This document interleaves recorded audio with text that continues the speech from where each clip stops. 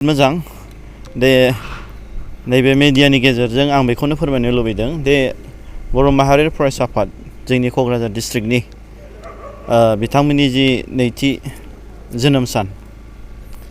Foundation day बियो हाबाफारिया जागासिनो जे फुंनिफ्राय बिथांमोना फिरफिला बिरहोदों आरो बेजों लोगोसे नैबे रायमना ओनसोलनि मानगोनां रायजो राजा आरो बिथांमोननि डिस्ट्रिक्टनि आरो आन्चलिक एबा खोन्दो कमिटिनि बिथांमोननि दैदेनगिरिफ्रा फैनानै नैबे हाबाफारिखौ लादों आरो जोबोद गाजा गोमजायै गोबां समाजनि मेलेमजिबि आरो दैदेनगिरि बिथांमोनाबो बाहागो लादों जिहेतु बर' माहारि फरायसा आफादा जोंनि क'क्राझार डिस्ट्रिक्टनि जिहेतु foundation day second foundation day बियो मोजाङैनो जाना थांबाय आरो बेजों लोगोसे गोबां बे ओनसोलनि जाय बिथांमोनहा जे आद्रा थानाय बर' हारिनि देरसिन सिमां आलादा रायजो सोरजिनाय बेखौ दासिमबो गोसो गोरबोआव बजबनानै दं बिथांमोना लोब लोबै फैनानै बे हाबाफारियाव बाहागो लाफैदों। थांनाय समाव बर' माहारि फरायसा आफादा मा मा हाबा मावखो आरो दिनैनि बे नैथि गायसनथाय सान फालिनायनि गेजेरजों मा मा मावनायनि थांखि लागोन? बर' माहारियारि फरायसा आफादा जोनोम जानायनिफ्रायनो जोङो मोनसे थांखि लानानै जोनोम जादों जाय थांखिया जाहैबाय बर' हारिनि जि मोनसे सिमां आलादा रायजो सोरजिनाय आरो बेजों लोगोसे बे बुहुम बिखायाव जे बर' हारिखौ गेरेमसा हारि दानाय आरो थांनाय जोंनि गिबिसिन सोमावसारग्रा जाय बिथांमोनहा बे बुहुमाव गैलिया मुंख्लं जालांबाय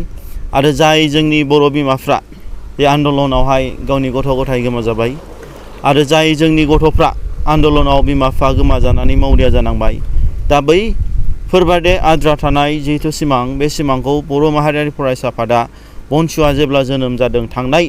नैबे क'क्राझारनि देबोरगावनि मार्टियार सेमेट्रियाव बिथांमोननि मुंख्लंफोरनि आशीर्बाद लानानै बर' माहारि फरायसा आफादा जे थांखि बेखौ होसोनो थाखाय जोङो गियालासिनो एबा मेङालासिनो जों लाजियालासिनो फासयालासिनो जों आवगायबोदों। जोङो मिन्थिगौ दे जोंनि थांखि होसोनायाव गोबां जोंहा जेंना फैगोन गोबां जोंहा माने जोंनि लामा हान्थिनायाव जेंसि फैगोन नाथाय जोंनि जि मोनसे टारगेट बे टारगेटखौ होसोनायाव जोङो खस्थ' मोनोब्लाबो जों बे खस्थ'खौ खस्थ'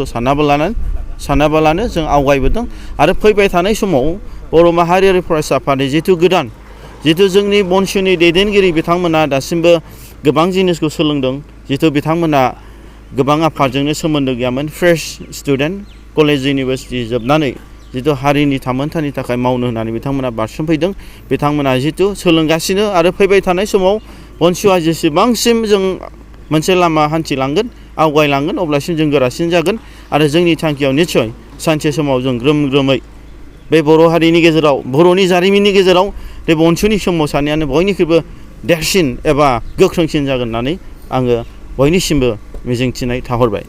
सर बिसेसकरि नैबे ओनसोलावहाय जिहेतु दिनै नैथि फाउन्डेसन डेखौ फालिनाय हिसाबै नैबे ओनसोलाव गोबां माखासे ड्राग्स जुवा बा जौ लोंनायजों गोदोसोनाय गोबां लाइमोनफोर दं दा बैसोर लाइमोनफोरनि थाखाय नोंथांमोना दिनैनि नैबे मेलनि गेजेरजों माबाफोर थांखि लागोन नामा? निस्सय जोङो थांनाय समावहाय जिथु नैबे रायमना ओनसोलाव नैबे जोंनि गोग्लैसोनाय बर' गामि ओनसोलावहाय माने जोंनि दानि जाखांफुनाय लाइमोन बिथांमोनहा जिथु सोमावसारनाय एबा हारिनि जि खामानि मावनांगौ हारिनि जि थांखिखौ होसोनो थाखाय जोबोद गोसो गुदुं बिथांमोना गोसो गोरबोजों बिथांमोना गावसोरनो आवगायबोदों आरो बिथांमोना नैबे हाबाफारिखौबो गावसोरनो गोसो जानानै नैबे रायमना ओनसोलाव जिथु लानांगौ बे थांखिजों बे हाबाफारिखौ लादों आरो जाय कुइसनखौ नोंथांमोना सोंदों निस्सय बेजों लोब्बा लानानै बे ओनसोलाव गोबां जोंनि बर' लाइमोनफ्रा ड्राग्सजों माने गोग्लैसोनानै दं आरो बेराफारसेथिं ओरै बेंगल बर्डार धुबुरि बर्डार दा गोबां ड्राग्सफ्रा ओरै जोंनि माखासे गभर्नमेन्टनि एजेन्सिसफोरजोंनो जोंनि पुलिस डिपार्टमेन्टनि फर्सजोंनो माने गोबां बेफोरबादि केलेंकारि ड्राग्सनि डिलिंस बे जाबाय थायो जोंनि बे बर' ओनसोलाव गतिके जोंनि बर'फोरनि जौगानाय एबा बर' हारिखौ फोजोबस्रांनो थाखाय बे गोदान लाइमोनफोरखौ जोंनि बर' लाइमोनफोरखौ फरायनाय एबा देहायारि सोमोन्दो माने थासारिखौ गाज्रि खालामनो थाखाय गोबां बिथांमोना एन्टि बर' फर्स असमिया बिथांमोना जेनेबा असमिया शभिनिस्ट बिथांमोना जिहेतु सोलो बाहायो आरो बे सोलोखौ बिथांमोना गावसिनि माखासे मानसि पुलिसफोरनि थ्रुयैनो बिथांमोना बै ड्राग्स डिलार्सफोरजों डिलिंस खालामनानै जोंनि ओनसोलाव बै ड्राग्स फाननाय ड्राग्स जाहोनायनि फालांगिखौ इजि प्रसेसआव बिथांमोना हगारो गतिके बेखौ जों फोजोबस्रांनो थाखाय जोङो गिबियैनो जोंनि बर' लाइमोनफोरखौ जों सांग्रां खालामनांगोन आरो बेजों लोगोसे बे ओनसोलनि समाजनि दैदेनगिरि मेलेमजिबि इन्टेलेक्सुवेल्सफोर जों लोगोसे गार्जेन बिथांमोनाबो आरो मोनफ्रोमबो आफादफ्रानो बाहागो लानानै जाहाथे फैबाय थानाय जोंनि बर' लाइमोनफोरखौ बैफोरबायदि लामायाव थांनायनिफ्राय होबथानायाव मैखोम भाबै बाहागो लानांगौ आरो आं बिथांमोनखौ बनसुनि जानानै जयैनो हारि दानायाव एबा फैबाय थानाय जोंनि लाइमोनफोरखौ मोजां लामायाव सोरां लामायाव लाबोनो थाखाय बयबो मदद होलायगोन होननानै आं आसा खालामबाय बर' माहारियारि फरायसा आफादा जों मोनसे थांखि लानानै जों जोनोम जादों जे थांखियानो जाहैबाय बर' हारिनि जे थामोनथा बर' हारिनि देरसिन सिमां आलादा रायजो सोरजिनायखौ जों जाफुंसार होनो थाखाय गतिके जोंनि थांखिया अबेबा मोनसे राजनितिक पार्टि एबा जिहेतु राजनितिक इसु बेजों जों लोब्बा लानाय बे थांखि नङा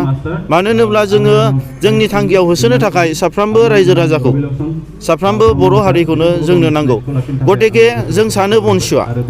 बे बर' हारिनि थाखाय राजनिति गेलेनो थाखाय गोबां दैदेनगिरि गोबां माने गोरों गोरा एबा गोबां आफादफोर दङ बिथांमोना राजनितिक भाबै जातिखौ सिबिलांनो थाखाय बिथांमोना मोनसे प्लेटफर्म दंखायो बिथांमोना गावसिनि लाइनजों जातिखौ सिबिलांगोन नाथाय दानि गोदान जाफुनाय बर' लाइमोनफ्रा बर' हारिनि थाखाय मावनो थाखाय एबा गावखौनो फैबाय थानाय समाव गोख्रोंसिन दावहा थिलियाव ओंखारनो थाखाय गोबां साखाफारा खालामनांगौनि खोथा दङ गतिके जों रायजोजों थानानैनो हारिनि थाखाय मावनो थाखायनो जों बनसुआ जोनोम जादों जों बनसुआ बे मोनसे बबेबा मोनसे पलिटिकेल पार्टिखौ थोंजोङै जों सापर्ट होनानै जों ओंखारा जिहेतु जोंहा दिनै भारत हादोराव जिहेतु डेम'क्रेटिक कान्ट्रियाव जोंहा दिनै मोनसे राइट टु फ्रान्चाइज जोङो दिनै भट होनो मोन्थाय दं जों जायखौ मोजां मोनो निस्सय जाय पार्टिया पलिटिकेल पार्टिया बर' हारिनि थैनाय थांनायनि थाखाय सिन्था खालामगोन जाय पलिटिकेल पार्टिया बर' हारिनि हा थामोनथा बर' हारिनि जौगानाय हाहुनि रैखाथिनि थाखाय खामानि मावो निस्सय बनसुआ बेखौ जेब्लायबो मदद होगोन नोंथाङा मोदोमनि सानाय सुनायजों भुगिनांनानै दं नामा नोंथांनाव जानजि सानाय गोदोना सानाय हान्थु सानाय आखाइ फाफ्लि सानाय आथिं मिजौनाय पेरालाइसिस जानाय खर' सानाय मोदोम गिलिर मोननाय नोरजिया जानाय बेराम दं नामा जुदि नोंथाङा बेफोरबादि बेरामजों भुगिनांनानै दंब्ला नोंथांनि थाखाय मोजां खौरां DB निउसनि गेजेरजों मिथिहोहरनाय जायोदि क'क्राझार बड'लेण्ड थेरापिस्ट सेन्टाराव